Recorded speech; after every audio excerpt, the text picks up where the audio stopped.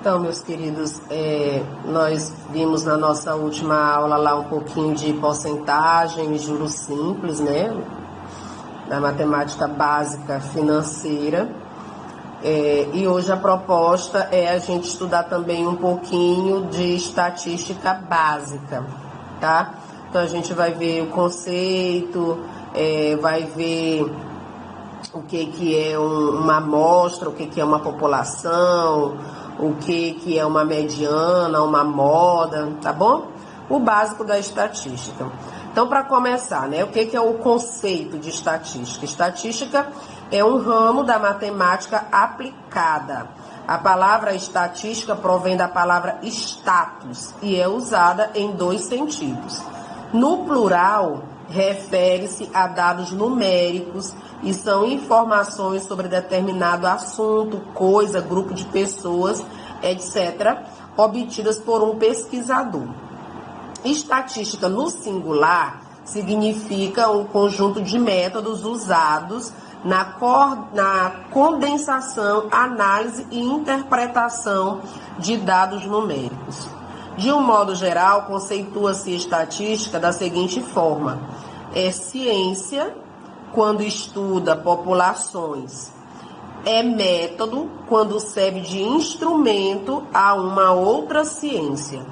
Então, sempre que são realizadas pesquisas, por exemplo, pesquisa eleitoral, pesquisa sobre saúde pública, sobre educação, alguma decisão que um governo precise tomar, é sempre baseado em dados estatísticos, né? Se estuda a população, se faz uma pesquisa estatística e a partir disso se tomam as decisões, tá certo?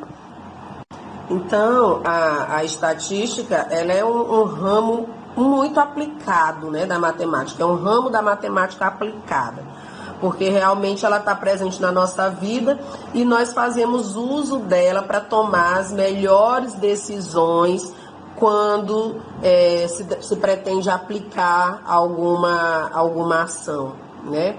Então, nós vamos ver aqui qual é a diferença entre população e amostra. População é todo o conjunto de elementos que possuam ao menos uma característica comum observável. Por exemplo, nós queremos saber, vamos ver aqui na questão política, né? Quantas pessoas pretendem votar em candidato A ou candidato B? Então, qual é a população que vai ser estudada? Todas as pessoas que votam, né? Então, essa é uma população. Mas você veja que seria muito difícil você conseguir os dados de uma população como essa, uma população de todos os eleitores do país. Então, a população é o todo. Todo mundo que tem aquela característica que eu quero estudar forma a população. Agora, quando essa população ela é muito grande, não tem como eu fazer um estudo pessoa por pessoa dessa população, então eu utilizo uma amostra. O que é a amostra? A amostra é uma parte da população que será avaliada por um critério comum. Então, eu escolho de forma aleatória um grupo de pessoas para quem eu vou direcionar essa pesquisa e aí, baseado no resultado dessa pesquisa, eu expando o resultado para a população, certo? Aí tem até um exemplo também, olha, todos os alunos do ensino médio do Brasil é uma população. A amostra, se eu pego apenas 500 alunos do ensino médio do Brasil, né? Então, eu diminuo o meu campo de pesquisa para poder eu conseguir fazer isso. Nas pesquisas que a gente tem no nosso país, a única que a gente vê assim que é avaliado toda a população é quando eles querem aquela pesquisa do IBGE, né, para saber quantos brasileiros somos, é aquela que é feita a cada 10 anos, ela é tão difícil de ser feita que é só a cada 10 anos que ela é realizada, porque a população é muito grande, né? Então, quando se quer estudar uma determinada doença, quando se quer descobrir qualquer coisa onde a população é muito grande, a gente pega apenas um pedaço dessa população que é a nossa amostra, tá? A pesquisa, ela é baseada em parâmetros, né? Então, para cada coisa que eu quero fazer um estudo, eu tenho que ter um parâmetro. Então, parâmetros são características numéricas da população. Então, o que eu quero saber da minha população? Eu quero saber, por exemplo, aqui, nesse exemplo que nós estamos vendo, quero saber qual é o QI médio dos estudantes do ensino médio brasileiro. Então, veja, a população são todos os estudantes, a amostra são 500 estudantes, e o que eu quero saber desses 500 estudantes? QI médio deles, né? E a partir do resultado desses 500, eu vou ampliar e dizer que é o todo, tá? Então, nós temos também aqui as estimativas. Em geral, por problema de tempo, dinheiro, trabalha-se com amostras e não com a população. Então, são feitas estimativas. Um exemplo prático para a gente entender aqui algumas nomenclaturas que a gente tem dentro das estatísticas, da estatística. As idades dos 25 participantes de uma festa em anos estão descritas a seguir. Então, você observa que aí tem várias idades, né? 16, 15, 18, 14, 12, tá tudo bagunçado. Foi feita a pesquisa e aí foi se colocando a idade das pessoas, das 25 pessoas dessa festa, tá? Então, nós temos aí os dados brutos. Dados brutos é o conjunto de dados numéricos obtidos e que ainda não foram organizados. Então, foi realizada uma pesquisa e foi colocada aí a idade das pessoas conforme foi aparecendo. Então, esses dados aí são os dados brutos. Depois, quando eu vou organizar esses dados, aí eu crio um rol. Então, o rol é o arranjo dos dados brutos. O rol, ele pode ser colocado em ordem crescente ou em ordem decrescente. Então, aí você, no rol, você já consegue ter uma ideia de qual foi a menor idade, qual foi a maior idade que apareceu na pesquisa, porque aí os dados já estão organizados. Depois que eu organizo o rol, eu já posso saber qual é a amplitude da minha pesquisa, né, dos meus dados estudados. E aí, como é que eu obtenho a amplitude? A amplitude é a diferença entre o maior e o menor dos valores observados. Então, no nosso rol, nós vimos que a menor idade foi 12 anos, a maior idade foi 18. Então, a amplitude dessa minha pesquisa é 6, porque 18 menos 12 dá 6. Nós temos a distribuição das frequências. O que é isso? A distribuição da frequência é o arranjo dos valores das variáveis e suas respectivas frequências. Então, nós temos frequência absoluta, nós temos frequência relativa. O que é a frequência absoluta? É o número de vezes que o elemento apareceu na minha amostra. Então, aqui na minha amostra, apareceram idades de 12, 14, 15, 16 e 18 anos. Quantas vezes apareceu cada uma? Vai ser a minha frequência absoluta. Então, a idade de 12 anos apareceu 2 pessoas. 14, 5 pessoas. 15 anos, 6 pessoas. 16 anos, 7 pessoas. 18 anos, 5 pessoas. Quando eu somo a minha frequência absoluta, tem que dar o total de pessoas que foram entrevistadas, que no caso foram 25. E o que é a frequência relativa? A frequência relativa, você pode escrevê-la na forma decimal ou pode escrevê-la na forma percentual. Para você obter a frequência relativa, basta você pegar a frequência absoluta e dividir pelo número de elementos da amostra, o número de pessoas que participaram da minha pesquisa. Então, aqui eu tenho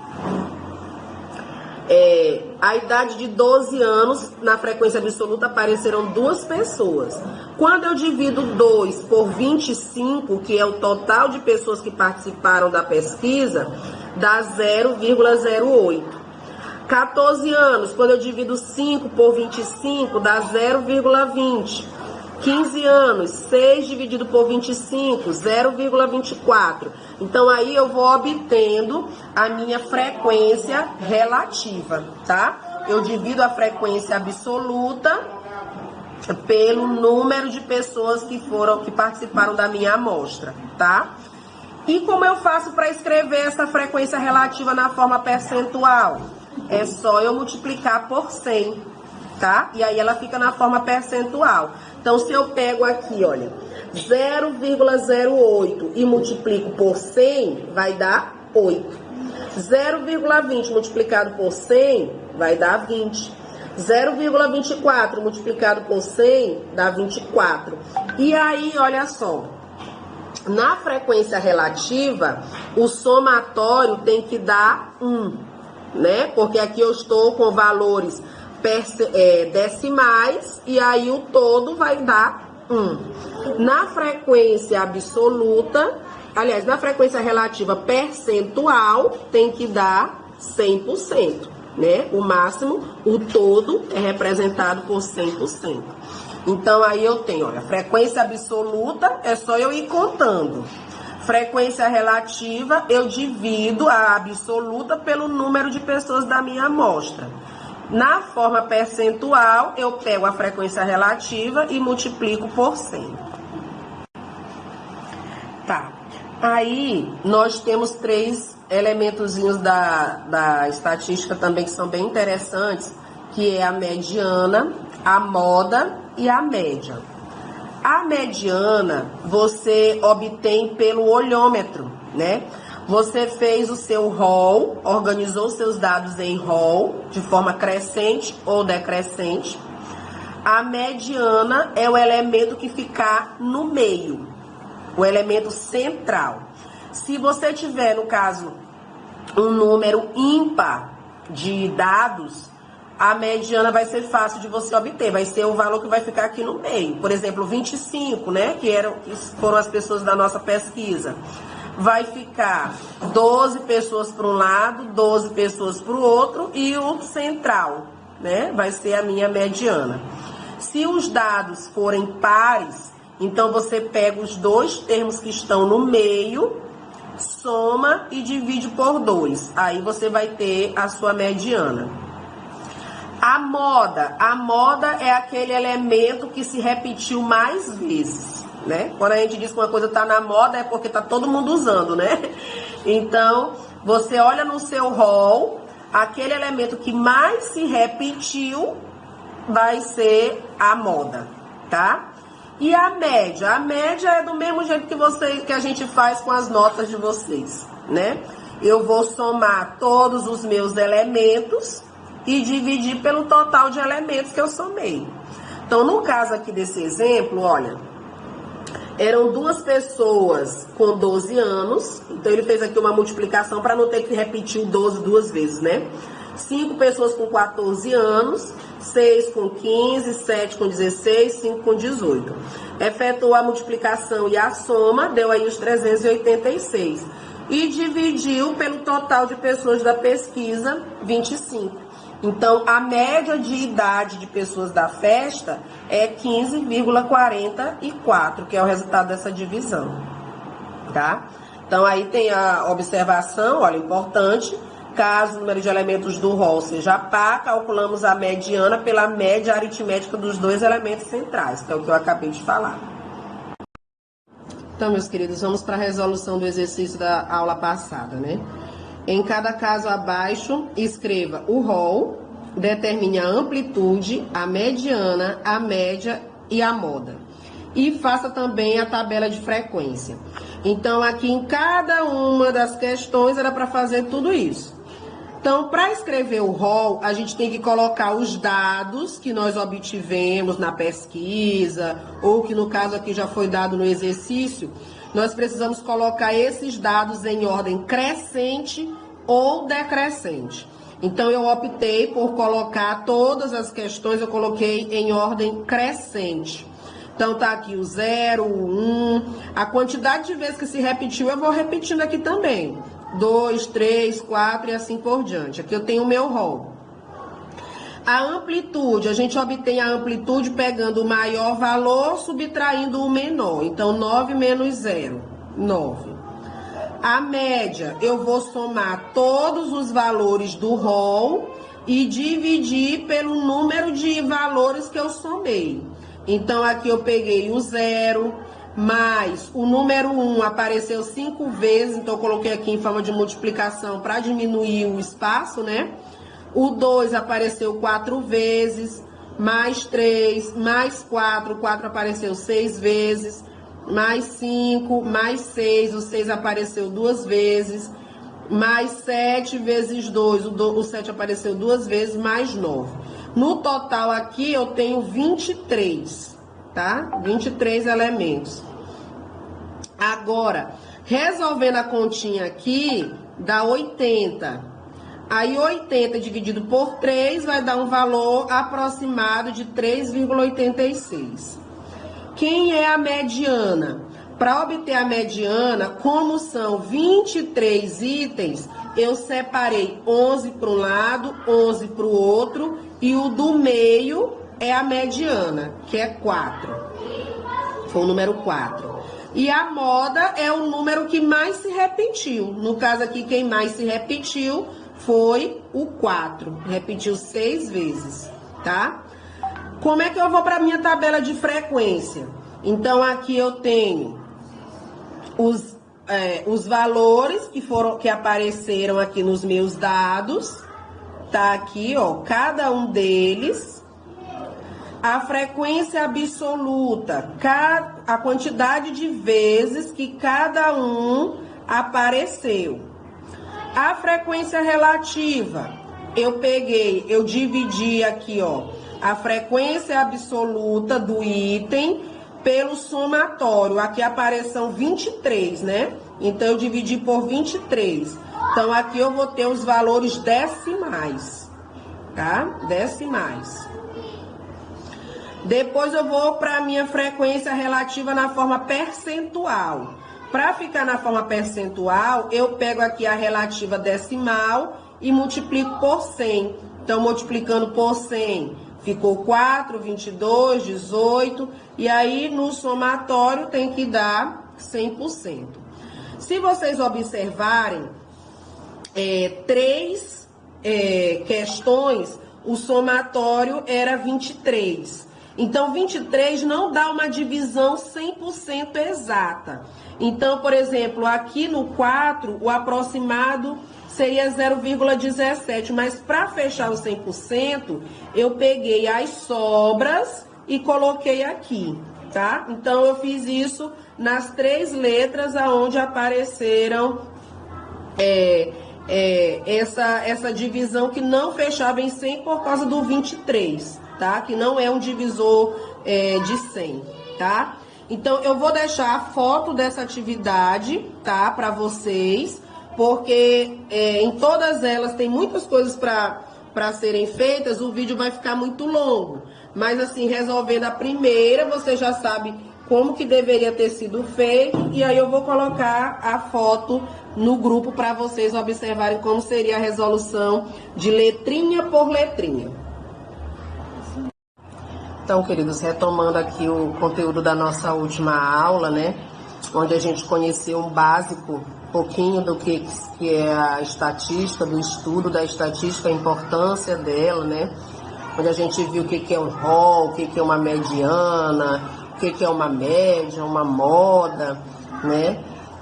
Nós vamos agora ver um pouquinho sobre os gráficos, né? Que são formas que nós utilizamos para representar o resultado da nossa pesquisa, do nosso estudo estatístico. E aí nós temos vários tipos de gráficos, né, para você representar o resultado do seu estudo. A escolha do gráfico vai depender do tipo de dado que você recolheu, das informações que você pretende transmitir, o público, porque o gráfico tem que ser o mais simples e o mais fácil possível das pessoas entenderem, né, a mensagem que você quer transmitir. Então, cada um possui um conjunto de vantagens e desvantagens, né? Cada tipo de gráfico, ele tem as suas vantagens e suas desvantagens. E aí, na sequência, eu vou apresentar, né, um resumo dos principais tipos de gráficos, dos tipos de gráfico existentes. E aí, o conhecimento de cada um deles é fundamental, né, para que você possa fazer uma leitura correta, uma interpretação correta das informações contidas. Então, aqui nós temos o primeiro tipo de gráfico, que é o gráfico de barras. É o gráfico assim mais comum, mais simples, né, de você demonstrar o resultado da sua pesquisa. Então, aqui, olha, nesse gráfico, por exemplo, mostra o número de nascimento nos hospitais. Aí tem aqui os hospitais A, B e C. E aqui a frequência de nascimento, né? Então, a altura de cada uma dessas barras mostra a frequência de nascimento, ou seja, a quantidade de nascimentos que aconteceram em cada um desses hospitais. O gráfico de barras, ele pode ser de barras verticais, como esse aqui, ou de barras horizontais, certo? Existe aqui um espaço entre as barras. Na hora de você construir, você tem que deixar esse espaçamento entre elas iguais. Você precisa fazer com que as colunas também tenham a mesma largura, para que o seu gráfico fique estatisticamente, ou melhor, esteticamente perfeito, né? E de fácil visualização. Aqui, quais são as vantagens desse gráfico, né? Ele permite estabelecer facilmente uma comparação, porque tem um forte impacto visual. Você olha, você já consegue saber onde nasceu mais gente, onde nasceu menos, né? E a desvantagem dele é que só pode ser usado para transmitir informações simples, né? Informações mais complexas, aí a gente teria que utilizar um outro formato de gráfico. Aqui nós já temos um outro tipo de gráfico, que é um gráfico de barras agrupadas. Você observa que são três informações aqui no caso que são apresentadas, né? Aqui, olha só, temperatura nas localidades, né? Aqui a verde mínima, a azul média e a laranja a máxima. E aqui estão as localidades: Porto, Lisboa, Leiria e Faro. Aqui a frequência, né, para você saber quanto mediu a temperatura em cada uma. Então, aqui você tem um agrupamento de informações sendo transmitida no mesmo gráfico, que são as temperaturas mínima, média e máxima.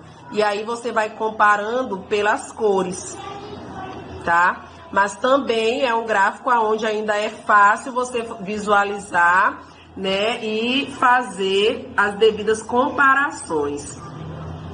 Então, para cada valor da variável aparece um grupo de barras, né? É a descrição desse gráfico.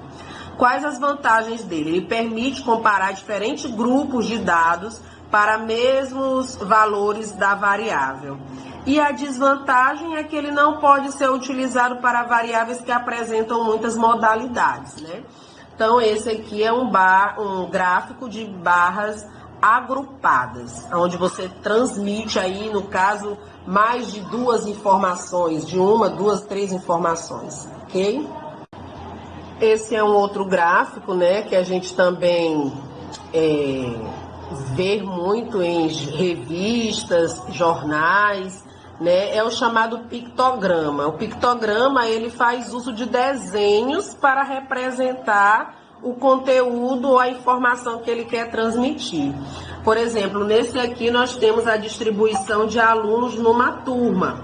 Então, aí tem as idades E aí, cada bonequinho desse representam 4 rapazes e cada bonequinha 4 raparigas, moças, né? Em português, em Portugal, moça é rapariga.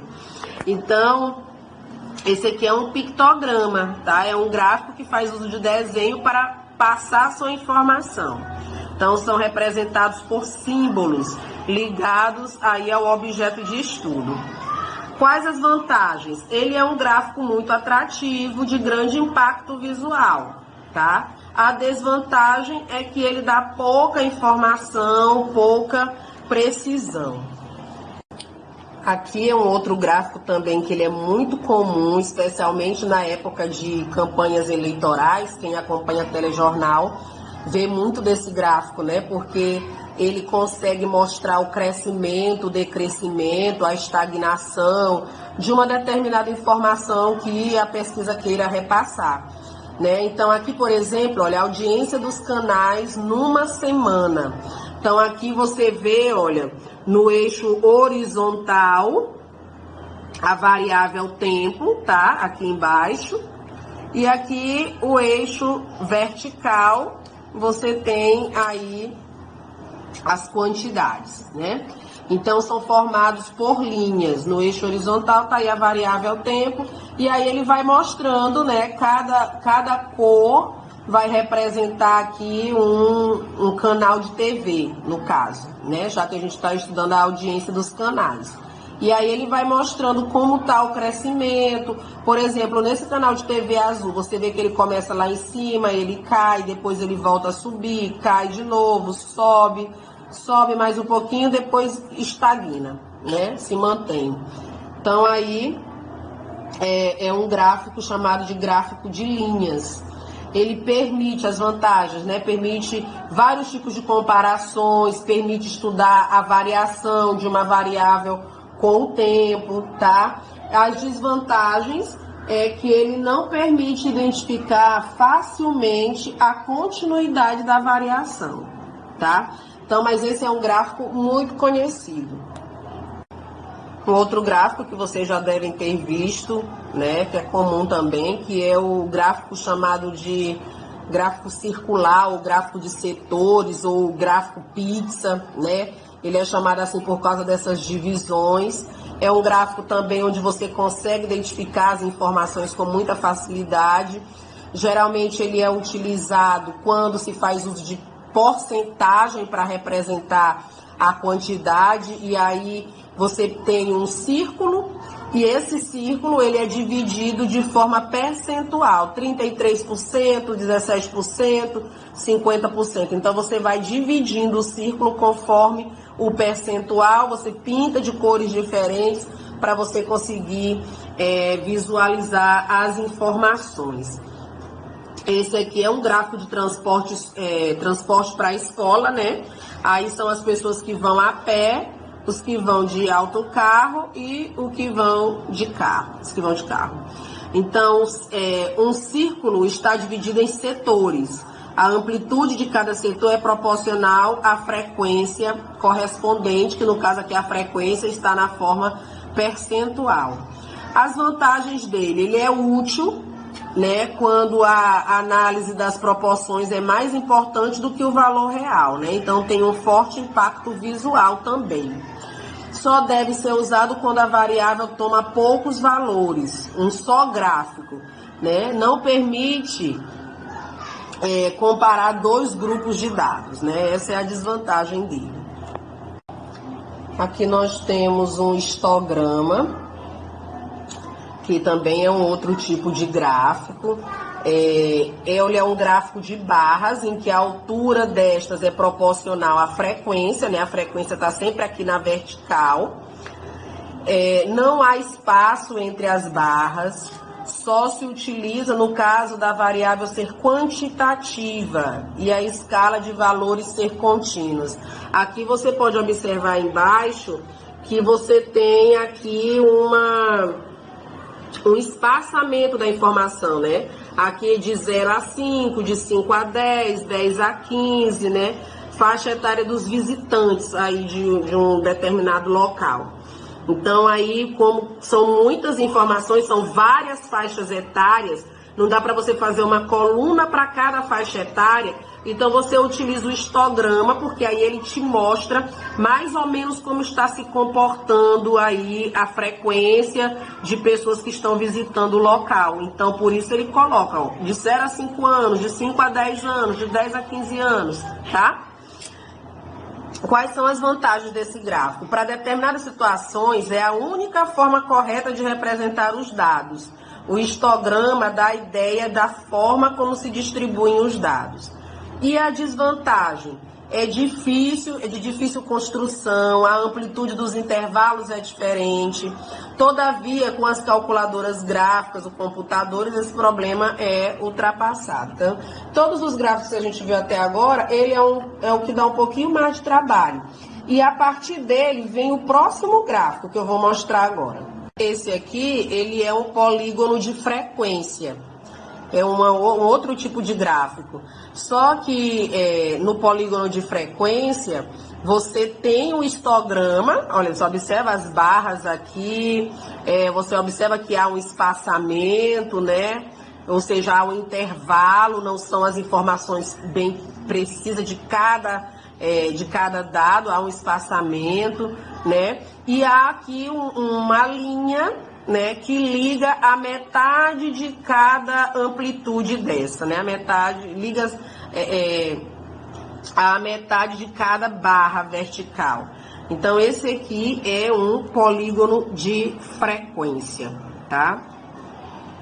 Qual a descrição dele aqui? É um gráfico de linha que se obtém unindo os pontos médios da base superior dos retângulos do histograma. Então, você está vendo aqui, ó, a linha que liga exatamente o ponto médio, tá? De cada uma dessas barras aqui. As vantagens: ele permite comparar o histograma utilizando apenas os respectivos polígonos de frequência no mesmo quadrado. E a dificuldade, a desvantagem dele é que é difícil construir manualmente, né? Usando tecnologia, aí se ultrapassa essa dificuldade.